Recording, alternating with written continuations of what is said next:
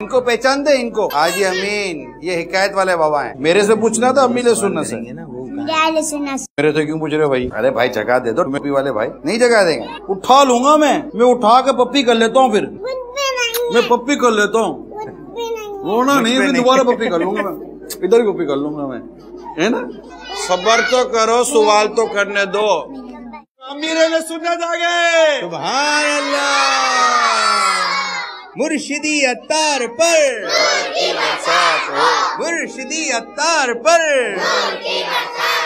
तेरे भी हाथों में प्यारा दामने अत्तार है, मेरे भी हाथों में प्यारा दामने अत्तार है। मेरा नाम कनीज़े फातिमा है, मेरी उम्र 5 साल है।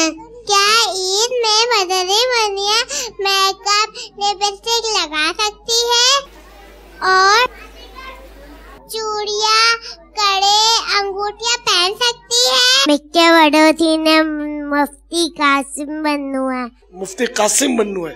सुभान अल्लाह। ये इसकी उंगली जो है वो दरवाजे के साइड आ गई है, तो उंगली तो थोड़ी यूं इस पे दम भी फरमा दे। बदल वालो ना उंगली। मेरे साथ मदीने कब जाएंगे? मदनी मुन्नी अपनी मर्जी से मुरीद नहीं बन सकती। आपकी ईदी का तो इंतजार है।